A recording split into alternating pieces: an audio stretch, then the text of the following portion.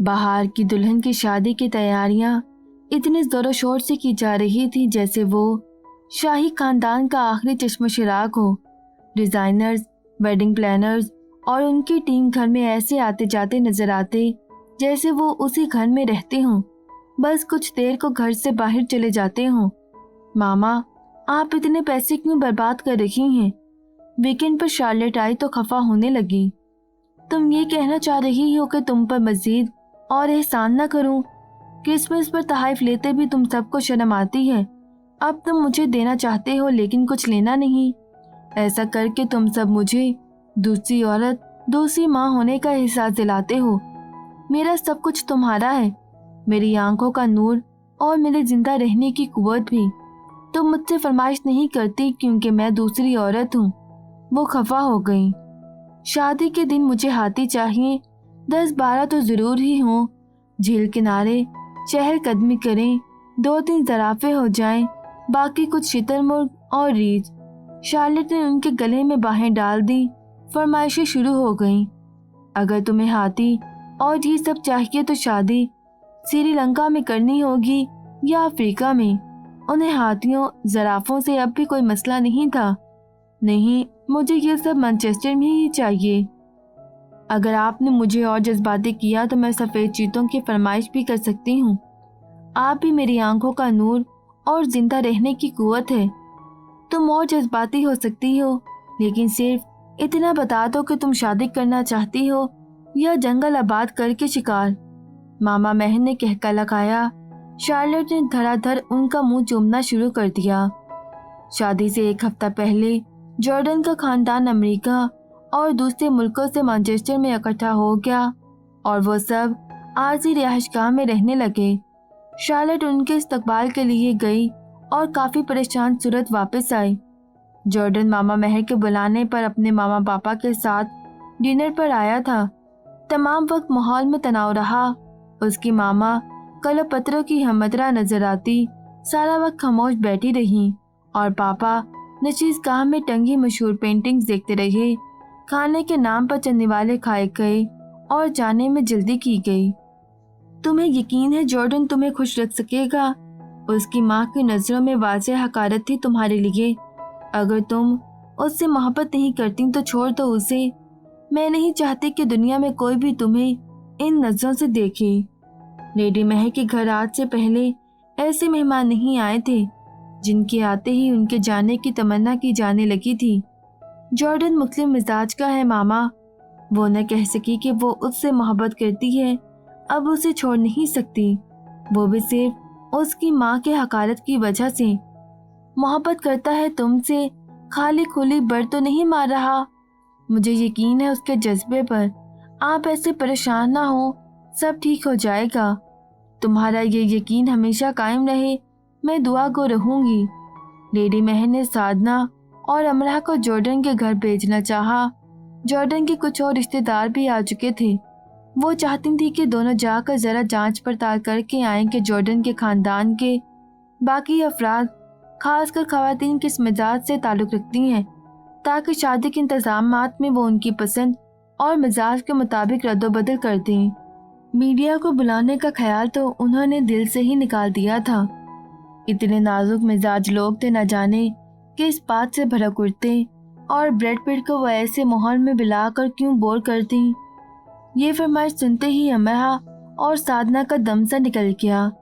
Jordan की मामा की तनी हुई भवों और खींचे हुए असाब को देखकर ही वो डर गई थी कि कहाँ अब दूसरी खवातीन से मिलना। हम बहाना क्या करेंगे कि क्यों आए हैं? अमरा घबरा गई। साधना, तुम कह देना मैं जॉर्डन को उपटन लगाने आई हूँ। मार्केट से उपटन का थाल लेती जाना। बता देना शार्लेट मेरी छोटी बहन जैसी है, उपटन की रस्म करनी है। साधना का रंग उपटन जैसा पीला हो गया। अमरा शलवार कमीज, साधना साड़ी में दुल्हा जॉर्डन को उपटन लगाने आ गई। तुम्हें फोन करके आना चाहिए था, जॉर्डन घर नहीं है। जॉर्डन की मामा ने भवों की कमानों में तीर रखते हुए कहा, इस रस्म में बिना बताए आते हैं। अमरा ने मुस्कुरा कर कहा, शुक्र है ऐसी बातें गूगल नहीं हो सकती। वो दोनों 6 अदद खवातीन के नरगे में बैठी थीं। कुछ इधर उधर टहल रही थी। अमरा ने एक ही नज़र में अंदाज़ा लगा लिया था कि वो सब बहुत नाजुक मिजाज और जदीद फैशन के दिलदादा हैं। उन सब ने ऐसे मलबूसात और जेवर पहन रखे थे कि अगर उनमें से सिर्फ एक खातून को उठाकर भाग लिया जाता और मार्केट में बेच दिया जाता तो सारी उम्र पैसे के पीछे भागने की जरूरत न रहती। यह अमरा के सामने बैठी जॉर्डन की आंटी का एक हाथ ही काट कर साथ ले जाया जाता तो बहुत होता, बल्कि बहुत ज्यादा होता। दिन रोशन था और वो सब कलानुमा औरत के सामने दूर तक फैले लॉन में बैठे थे, जिसमें कई लंबे लंबे दरख्त भी थे। 2 मर्द और 3 लड़के दरख्तों से जरा आगे निशानेबाजी का खेल खेल रहे थे और काफी हंगामा कर रहे थे। अमरा और साधना को उठने की जल्दी थी कि कहीं दुल्हा जॉर्डन आ ही न जाए और उन्हें ओपटन की रस्म करनी ही पड़े। लेकिन जॉर्डन की मामा ने चाय का ऑर्डर दिया था और ऑर्डर था कि आकर नहीं दे रहा था। आंटी जूलिया, अब आपकी बारी। निशानचियों के हजूम में से एक लड़का आया और बंदूक आगे की। मैंने मर्दों को हराना छोड़ दिया है राफेल। आंटी जूलिया जवाहरात से सजी उंगलियों को लहरा कर मुस्कुराई। इसी दौरान राफेल की नजरें साधना से होकर अमरा पर आकर ठहर गईं। ये कौन है? वो अमरा को देखे जा रहा था। ये शार्लेट के घर से आई हैं कोई हिंदुस्तानी रस्म करने। क्या रस्म होगी? उसने बंदूक की नाल अमरा के कंधे पर रखकर पूछा। अमरा को उसकी जुर्रत पर हैरत हुई। वो मुसलसल मुस्कुरा रहा था। हमें चलना चाहिए। साधना जल्दी से उठकर खड़ी हुई। चाय पीकर जाना, बैठ जाओ। तुम हिंदुस्तानी लोगों को नशिस्त बर्खास्त के आदाब कब आएंगे? आंटी जूलिया की आवाज नापसंदीदगी के जज्बे से पुर थी। अमरा ने कंधे पर टिकी बंदूक की नाल को हाथ से झटका। ये किन आदाब में से है? आंटी जूलिया का मुंह बन गया। राफेल मजे से अमरा को देखता रहा। राफेल, तुम इन्हें ले जाओ, इनकी निशानेबाजी देखो। आंटी जूलिया का अंदाज इस्तेज़ाइया था, लेकिन हितक से भरा। ओ हाँ, राफेल ने किस कदर कमीनगी से अपनी थोड़ी मसली। इन्हें तो गाना आता होगा या नाचना। ऐसे काम इनके मर्द करते हैं। ये तो मर्दों के सिर्फ पैर छूती हैं झुक झुक कर। जॉर्डन की मामा कहकर देर तक हंसती रही, जैसे इससे पहले उन्हें कभी किसी लतीफे पर हंसी नहीं आई। साधना जब से सुर्ख हो गई। अगर बात शार्लेट और लेडी महर की ना होती तो दोनों इतना जब्त बिल्कुल न करती। साधना खामोशी से दोबारा बैठ गई। दुनिया भर में बेहिस लोगों के अंदाज़ो अतवार एक जैसे होते हैं। वो हित तक करके शर्मिंदा होते हैं, ना खौफजदा। उन्हें दूसरों को गिराते रहने का मशगला महबूब होता है। वो सब उन दोनों को हिंदुस्तानी समझ रहे थे। राफेल ने बुलंदो बांग कहका लगाया और साधना अपनी उंगलियां चटकाने लगी। अमरा खड़ी हो गई और हाथ आगे किया कि बंदूक उसे दे दी जाए। हाँ, वो मुस्कुराया, यानी उसे चिढ़ाया। बंदूक उसके हाथ में ही थी। साधना अपनी जगह से गिरते गिरते बची। चलो जल्दी घर चलें। वो उसके करीब जल्दी से उठकर आई। रुको जरा। अमरा राफेल के साथ चलने लगी। ये पागलपन है। हिंदी में साधना चलाई। आज ये पागलपन हो जाने दो। दुनिया में किसी भी इंसान को किसी भी हुनर या काबिलियत की बिना पर किसी दूसरे इंसान की बेइज्जती करने का कोई हक नहीं। दरख्तों से जरा उस तरफ 5 बनावटी खोखले कद्दू मुख्तलिफ फासलों पर रख दिए गए थे। एक से दूसरा दूर था, दूसरे से तीसरा और पहले से आखिरी। पहले राफेल ने निशाने लगाए और देखते ही देखते 4 कद्दू हवा में मुंतशिर हो गए। 5वां निशाना चौंक चुका था, फिर भी वो सब उसके लिए तालियां बजा रहे थे। यानी 5वां कद्दू जरा मुश्किल से ही मुंतशिर होता था। उसका फासला ज्यादा और निशाना जरा मुश्किल था। देखना तुम्हारी कलाई न टूट जाए। राफेल ने बंदूक उसके आगे की। वो सब इस्तेज़ाइया उन दोनों को देख रहे थे, यानी उनका ख्याल था कि वो सरासर जज्बाती हो रही है। नाच गाने के अलावा क्या आता होगा उन्हें भला। अमरा ने बंदूक पकड़ी और पकड़कर ऐसे उसमें कारतूस भरा के राफेल के होंठों से मुस्कुराहट गायब हो गई। अमरा दादा के साथ बलूचिस्तान जाती रही थी ना, दादा के उस दोस्त के घर में 3 लड़के और उसकी हमउम्र 4 लड़कियां थीं। वो सब रात दिन यही निशाने लगाने का खेल खेला करते थे। दादा के दोस्त को शौक था कि सालाना मुकामी मुकाबलों में उनके बेटे अव्वल आएं, और वह आते भी थे। लड़के दिन रात मशक किया करते तो लड़कियां भी कर लेती, और जब अमरहा वहां जाती तो अमरहा भी यही खेल खेलती थी। अमरहा की हमउम्र लड़कियां तो इतनी माहिर थी कि अपने भाइयों को हरा देती थी। बाएं आंख बंद करके, सांस को अंदर गुम करके, सिर्फ हदफ पर नजर रख के, आंख की पुतली को साकित रख के अमरहा ने ट्रिगर दबा दिया और एक खोखला कद्दू हवा में मुंतशिर सा हो गया। साधना ने अपना रुका हुआ सांस छोड़ा, दोनों बंद आंखों को खोलकर उसे देखा। दूसरा कद्दू पहले से ज्यादा फासले पर था, वो भी मुंतशिर हुआ। तीसरा, चौथा और फिर 5वें की बारी आ गई। मुकाबला बराबर नहीं होना चाहिए था। अब साधना ने हिंदी में सरगोशी की, मुकाबला बराबर नहीं होना चाहिए। अब उसने खुद से कहा, बलूचिस्तान में उसने जितनी भी मशक की हो वो एक महाई निशानची नहीं थी। कभी के बार वो लाहौर में पठानों से बंदूक लेकर गुब्बारों पर मशक करके अपना शौक पूरा कर लिया करती थी। उस निशाने का लग जाना किस्मत होता, मौजा या तुक्का।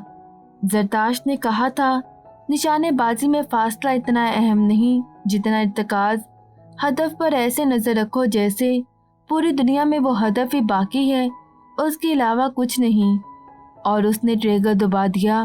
फासला ज्यादा था, निशानची मशकी था, मजमा हासिद व मुतकब्बिर था, और 5वां कद्दू फजा में मुंतशिर था।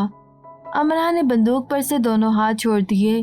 वो पटाख से गिरी, उसकी बलाल से बेकार हो जाए। अब सिर्फ मदहरजाद और साधना ने तालियां बजाई। राफेल की शक्ल ऐसी हो गई जैसे उसे अभी अभी किसी ने बताया हो कि उसकी एक अदद दुम पीछे निकल आई है। उसके हमउम्र लड़के नजरों ही नजरों में उसका मजाक उड़ा रहे थे। वो दोनों वापस आ गईं और अपने पीछे सन्नाटा छोड़ आईं। इनका जवाब चमत्कार। साधना बहुत खुश थी। तुम आर्यान की फेवरेट आंटी हो। घर आकर उन्होंने निशाने वाली बात छुपाकर बाकी सब बता दिया। अमरहा शायद वो निशाना न लगाती अगर साधना, काश यहाँ वीरा ही होती, ना बड़बड़ाती। तुम सब यूनिवर्सिटी से अपने दोस्तों को बुला सकती हो, बल्कि मैं कहूँगी काफी सारे दोस्तों को बुलाओ। लेडी महर ने उन सबको इजाजत दी। अमरहा ने साई को बुलाया। वीरा ने किसी को भी नहीं। एनोन ने चंद जापानी दोस्तों को और आलियान ने कार्ल को। जी, कार्ल को। क्या आप उसकी आमद से परेशान हैं? वेल, अमरहा भी। तुम्हें किसने बताया कि कार्ल भी आ रहा है? कार्ल एक बोर्ड पुष्ट पर लटकाए घूम रहा है कि जो उसे अपना बेहतरीन सूट देगा या लेकर देगा, वो उसके चंद अहम काम कर देगा। तुम जानती हो ना उसके अहम कामों का मतलब। कोई भी उसकी नामाकूल हरकतों से खुश नहीं। किसी से सूट नहीं मिलेगा उसे, किसी से।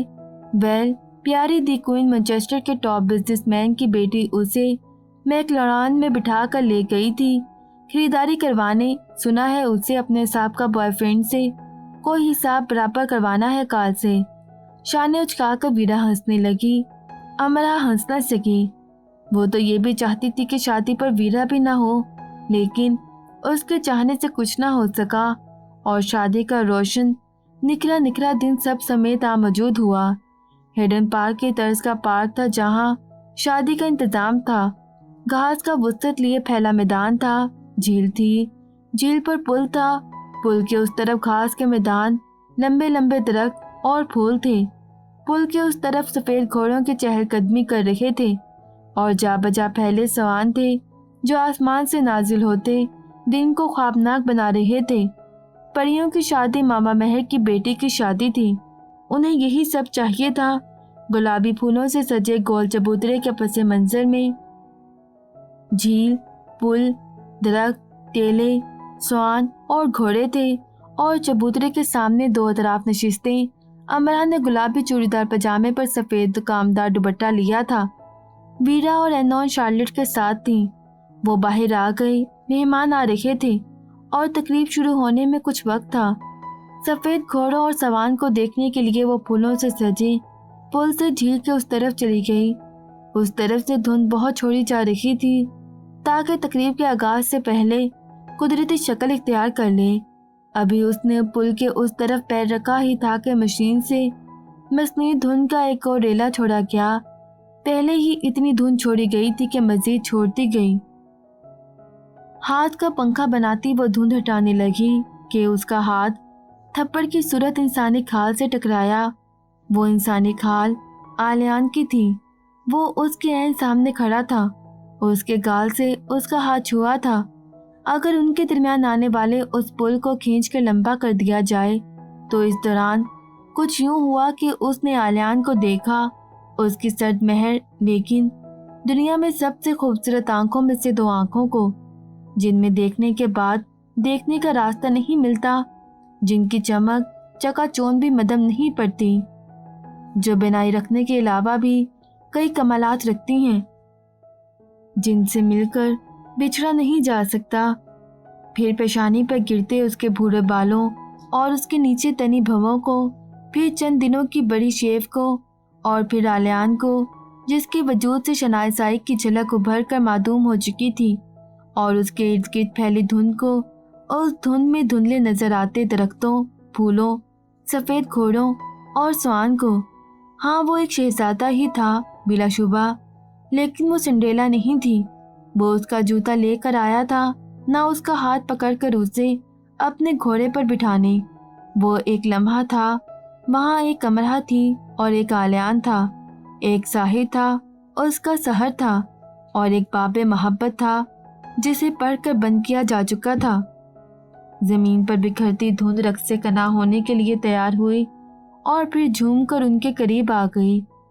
ओ, मैं माजरत चाहती हूँ, उसने उससे माजरत की, जबकि धुंध से शुक्रिया कहा। वो आगे बढ़ने लगा और उसके दुपट्टे में उलझ कर गिर गया। धुंध में उसे उसका सफ़ेद दुपट्टा कैसे नजर आ सकता था। ओफ, मुझे फिर से माफ़ कर दो। दुपट्टे का शुक्रिया जो एक बार फिर से उसे माफ़ी मांगने का मौका दिया। वो झुंझला कर उठा और ऐसे करते उसके बाल पेशानी पर और फैल गए और उस पर से नजरें हटाने के लिए इरादे मजबूत करने पड़े। तुम इतना गुस्सा क्यों करने लगे हो आलियान? दुपट्टा संभालने के बजाय उसने और फैला दिया कि वो फिर से गिर जाए। तुम इतना गुस्सा क्यों दिलाती हो? उसने गुस्से से कहकर आगे बढ़ना चाहा। सर्द मुल्क में रहकर तुम इतनी जल्दी गर्म क्यों हो जाते हो? वो जल्दी से उसके सामने आई।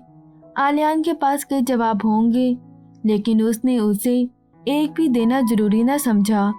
अगर तुम मेरी थोड़ी सी मदद कर दो और मुझे किसी एक सफ़ेद घोड़े पर बिठा दो, चूड़ी पजामा, ऊंची हील और कानों में बुंदे पहने अमरा वहाँ घोड़े पर बैठने आई थी।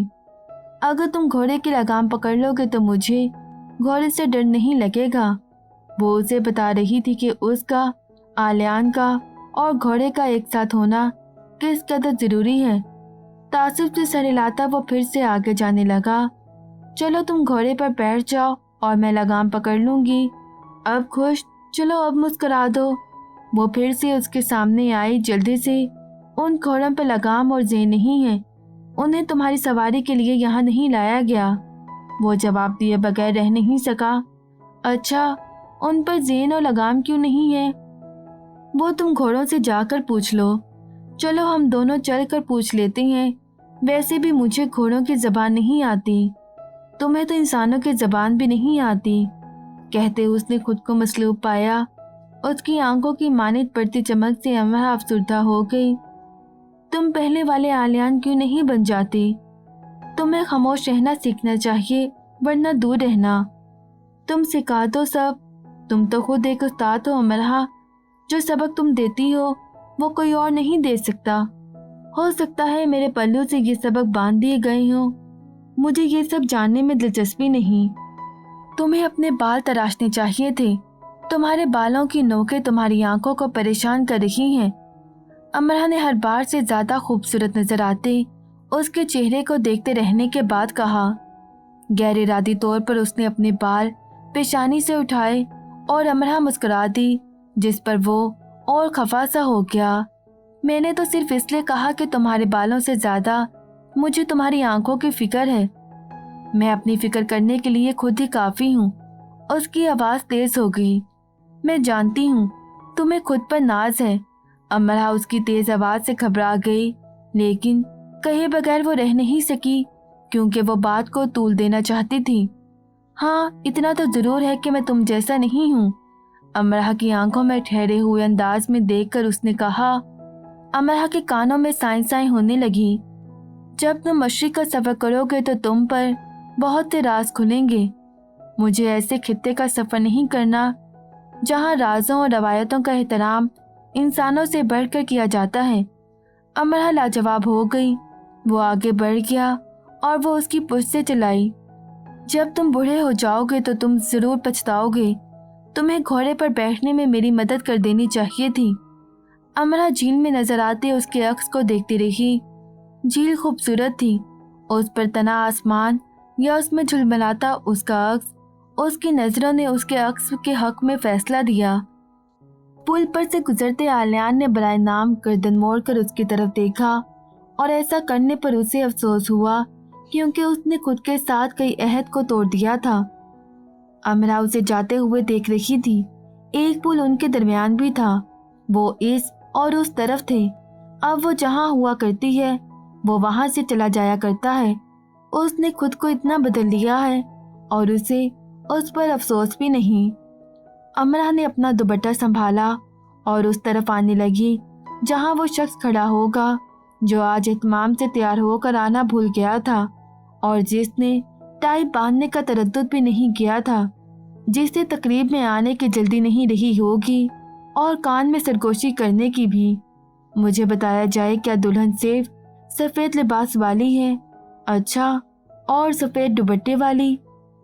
मज़ीद वीडियोस देखने के लिए हमारे चैनल ऑडियो बुक्स ट्रैक्स को सब्सक्राइब करें और बेल आइकन पर क्लिक करें।